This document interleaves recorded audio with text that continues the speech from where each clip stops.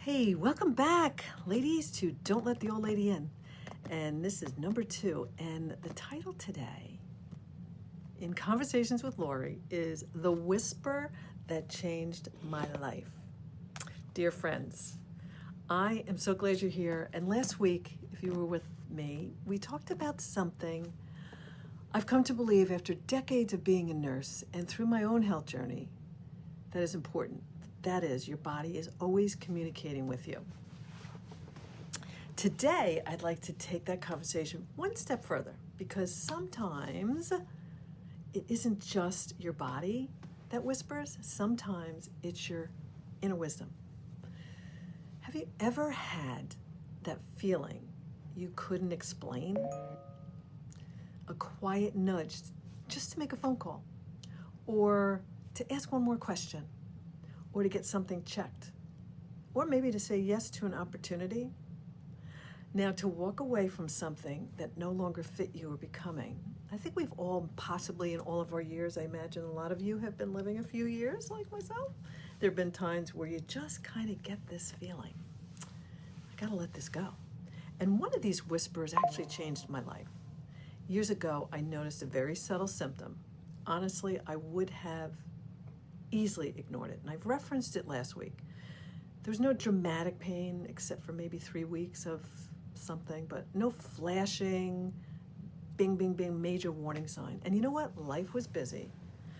I really could have told myself, and I did, it's probably nothing. Anybody else out there ever do anything? Drop a comment. Yeah, no, it's nothing. It'll go away. Anybody else ever said that? But at this particular time, something inside of me, in fact, I was at a doctor's office and I forgot to mention it. And when I got home, I had that nudge.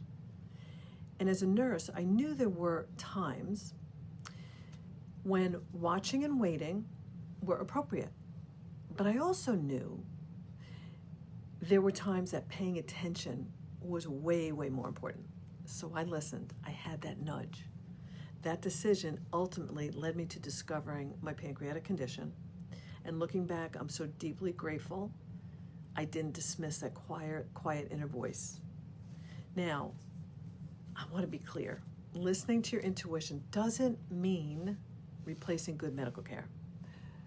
That is ultimately the most important. And it doesn't mean, jumping to conclusions or assuming the worst.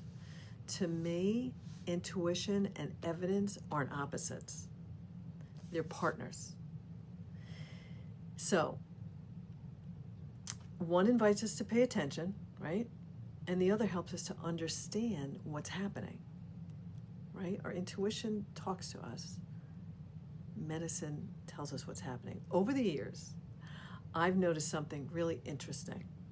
Some of the healthiest people I know are deeply curious. They don't panic. They don't ignore. They simply ask, what is my body telling me? What questions should I ask? What information do I need? That curiosity is powerful. And it's something that every one of us can cultivate, ladies. This wasn't the first whisper that shaped my life. I spoke about a lot of that last year. 5 years, I just knew I was supposed to be a nurse. Never doubted it. When I was 16, I heard another whisper. After years of believing I was shy, I was the shy girl because grandma told me I was, but that's a whole nother story. When I was 16, I said, hold on a minute. I'm not having fun as a shy girl. I'm getting nothing done. Nothing done. So I just popped out of my shell and off I went.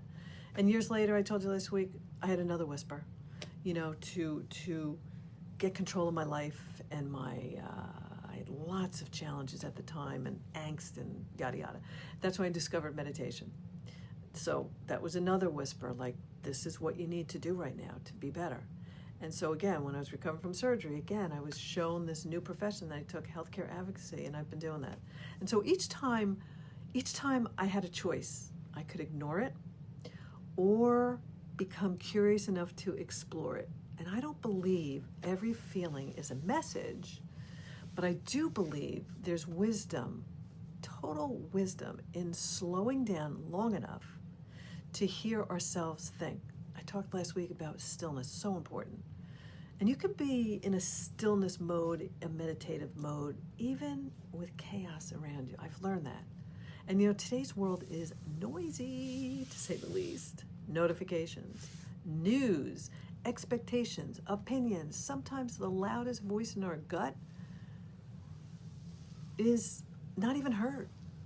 What if we made a little more space? What if we made just a little more space to hear this inner voice? Maybe that looks like 5 quiet minutes with your morning coffee. One of my previous students could not meditate. I said, what do you love to do when you get up? I just love my cup of coffee, she said. By myself before the day gets going and it's quiet. I said, what about doing some deep breathing? And that's what she did, and she said it was pretty life-changing. You know, maybe go out for a nature walk. Maybe it's prayer, maybe it's the rosary, maybe it's meditation. However you find stillness is what's important.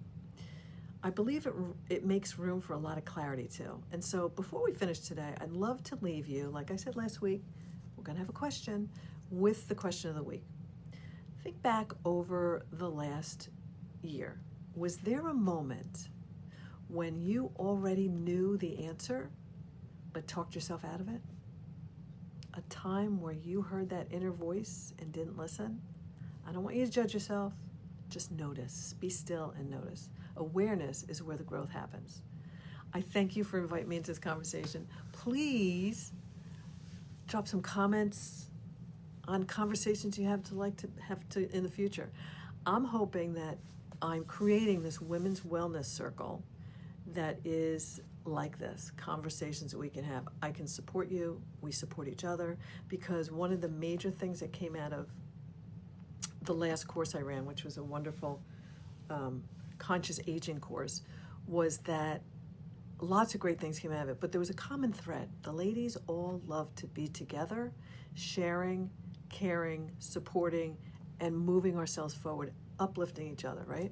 So till our next conversation, ladies, promise me you'll listen to your body, trust your inner wisdom, stay curious, and remember, it's never too late to become the woman you were meant to be. Don't let the old lady in, and until next week, I can't wait to have a conversation next week with you. Until then, be well.